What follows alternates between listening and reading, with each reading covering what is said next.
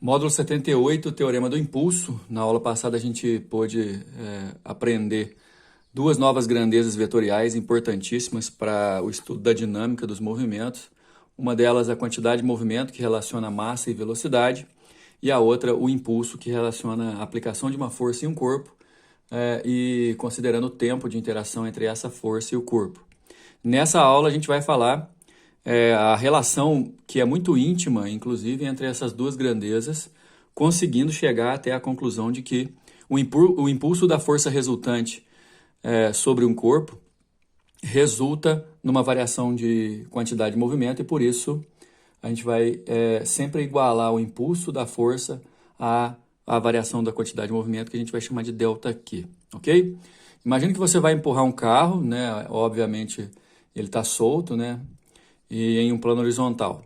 O carro vai adquirir certa velocidade e, portanto, certa quantidade de movimento. Lembrando, pessoal, que a quantidade de movimento é a massa multiplicada pela velocidade.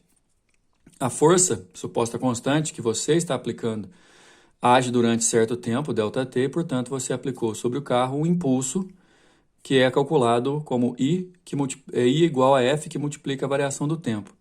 Esse impulso atua como a causa e tem como efeito a variação da quantidade de movimento. Então, vamos lá, ó. Impulso causa variação da quantidade de movimento. É intuitivo que você aumentar a causa, ou seja, o impulso, também você vai aumentar a variação da quantidade de movimento. O teorema do impulso vai relacionar a causa, impulso, com o efeito variação de quantidade de movimento e tem uma grande relevância histórica, pois foi na forma do enunciado do teorema do impulso que Newton enunciou a segunda lei. Até porque, se você levar em consideração que a força é massa vezes aceleração, e aceleração vezes tempo é a variação de velocidade, você consegue relacionar.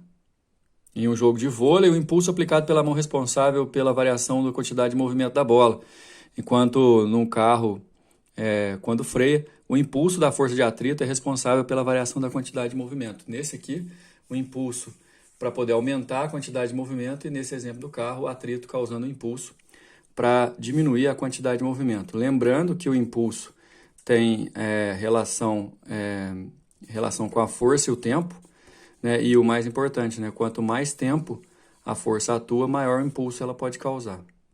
O teorema do impulso, consideramos uma partícula de massa m submetida a uma força resultante constante F durante um intervalo de tempo ΔT, que faz sua velocidade vetorial variar de VI, que é a velocidade inicial, para VF, velocidade final.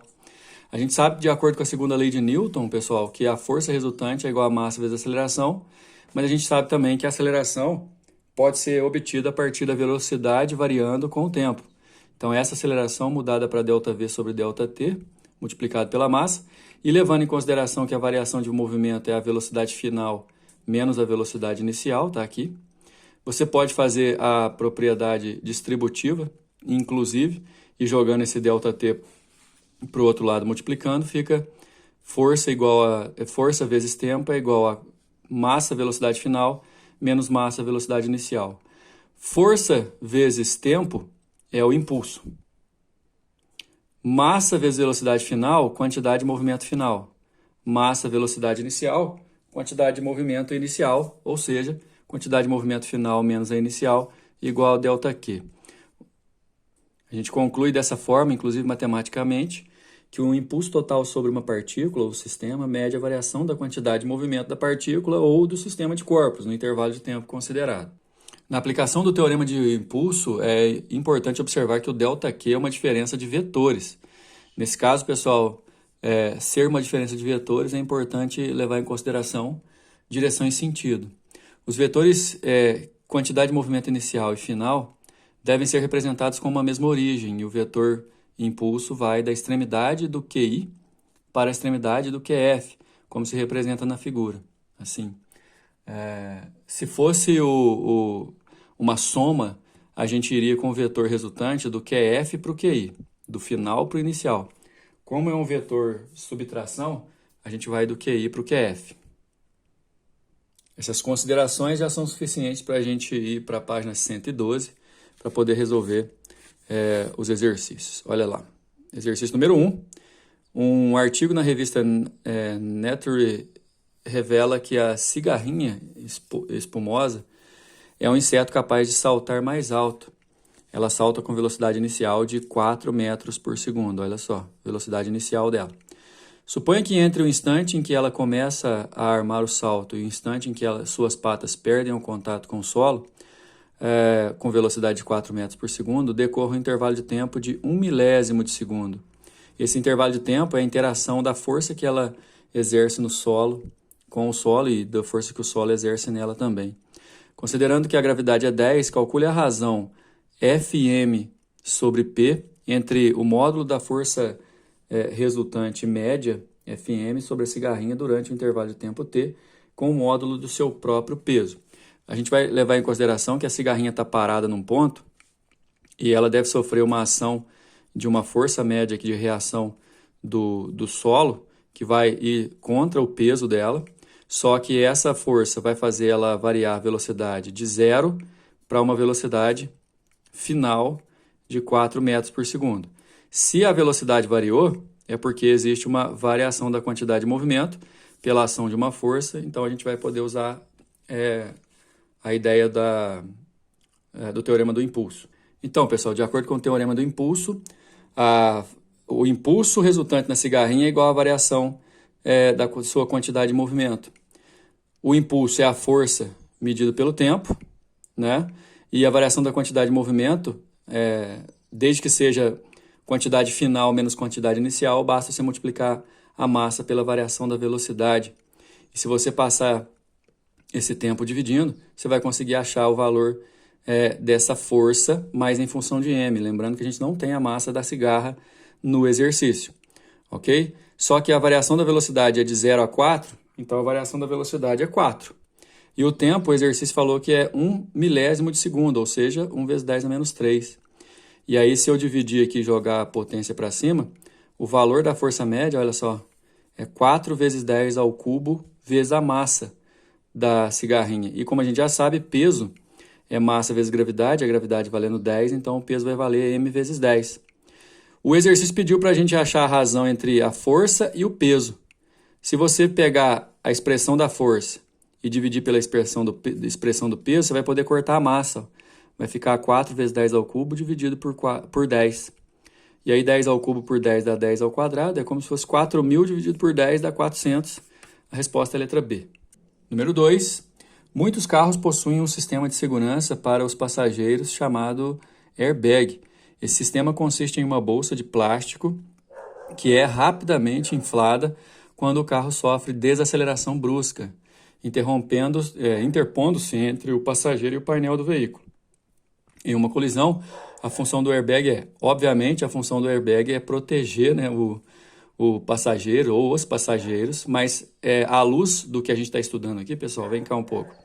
Se você relacionar a força e o tempo de interação com a massa e a variação da velocidade, a força vai ser uma situação em que você vai depender inversamente do tempo de interação. Então, é o seguinte, se você não tem airbag e aí o passageiro vai se chocar diretamente com o painel do carro, que é duro, ele vai sofrer uma desaceleração num curto intervalo de tempo. E se o intervalo de tempo é pequeno, a força é grande. Quando tem o airbag, ele vai sofrer a mesma desaceleração, só que o airbag funciona como uma bolsa, né, que vai aumentar o tempo de desaceleração, o tempo de contato, e aumentando o tempo de contato, a força fica menor. Por isso o airbag atua evitando acidentes piores. A letra A diz que o airbag funciona, ele é aumentar o intervalo de tempo da colisão entre o passageiro e o carro, reduzindo assim a força recebida pelo passageiro. Olha só, aumentar o tempo reduzindo a força é exatamente a função do airbag. Número 3. A fim de avaliar a eficiência de um airbag em uma colisão frontal, uma montadora realizou 2 testes comparativos, um utilizando o airbag e outro sem utilizá-lo. Em ambos os testes, feitos com a mesma velocidade inicial, foi medido o tempo de desaceleração da cabeça de um boneco ao se chocar contra o volante e contra o airbag. A gente já sabe que o tempo de desaceleração desse boneco ao se chocar com o airbag vai ser maior do que o tempo da cabeça dele se chocando com o volante. certo? Olha aqui o tempo médio. Colisão com airbag, 0,60. Colisão sem o airbag, 0,15. Ou seja, com o airbag o tempo é 4 vezes maior do que sem o airbag. Nos experimentos 1 e 2, a razão entre as variações das energias cinéticas antes e depois do choque, a razão das intensidades das forças médias aplicadas na cabeça do boneco são, respectivamente, da força é até mais fácil da gente entender, porque onde o tempo é maior, a força é menor, são inversamente proporcionais. Maior tempo de interação para o mesmo impulso, menor força resultante. Então, se o tempo do airbag é 4 vezes maior, a força que vai aparecer ali é 4 vezes menor, ok? Então, vai dar 1/4, né? A gente vai ver isso na resolução. Só que, além disso, e de acordo com a questão, a gente tem que relacionar também a variação da quantidade de movimento, que vai ser a quantidade de movimento final, a variação da energia cinética, né? Final menos a quantidade de movimento inicial, ok? E aí, nesse caso, a quantidade de movimento final é 0, porque vai parar, né? 0 menos a quantidade de movimento inicial. Está aqui a quantidade de movimento inicial. Nesse caso, presta bem atenção. Nos 2 testes, com e sem airbag, a velocidade que o boneco bateu é a mesma. Então, a massa do boneco é a mesma, a velocidade é a mesma. Então, se eu calcular antes e calcular depois, vai dar o mesmo resultado. Dividindo um pelo outro, dá 1. Agora, como eu disse aquela hora, né? O tempo com o airbag é 4 vezes o tempo sem o airbag. Então, nesse caso, a força com o airbag vai ser 1/4, que é proporcional inversamente à força sem airbag. Esse 1/4 dá 0,25, por isso nossa resposta é a letra D. Número 4, os Estados Unidos anunciaram o início da operação de instalação de um controverso sistema antimísseis na Coreia do Sul.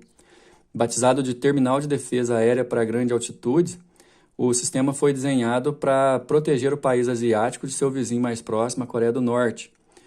O que é o THAAD? É um sistema capaz de interceptar mísseis de curto e médio alcance na fase terminal do seu voo. Imagina um lançador de mísseis, e aqui a gente tem um radar posicionado que identifica a fase média. Depois um comando de controle já na fase terminal, que a fase terminal é quando o míssil está descendo. E aqui tem um outro lançador de míssil que vai lançar um segundo míssil para encontrar o primeiro e assim eles se explodirem. A fim de simular esse sistema, certo estudante reproduz um experimento de lançamento oblíquo, onde 2 partículas de massa M1 e M2 são arremessadas do solo no instante t igual a 0, com velocidades de módulos V1 e V2, respectivamente. As partículas colidem no instante de tempo t igual a t e no instante de tempo t igual a 4t, ainda não atingiram o solo. Desprezando os efeitos resistivos, quer dizer, desprezando o ar, tal sistema conservativo, isolado, o valor do módulo do impulso resultante sobre as partículas, né, entre os instantes 0 e 4t vale. É o seguinte, pessoal, o valor do impulso vai ser exatamente igual ao impulso que o peso do sistema das 2 partículas causa no sistema, até porque elas se colidem e as partículas, depois de colidirem, no tempo 4t, nem tocaram o chão ainda. Então, nesse caso, a gente vai fazer o impulso igual a força sobre variação do tempo, só que a força no sistema é o próprio peso das partículas juntas. Lembrando que o peso é massa vezes gravidade, eu posso considerar como se a massa fosse uma massa total, certo? E aí o peso vai ser a massa da partícula 1 mais a massa da partícula 2 vezes a gravidade.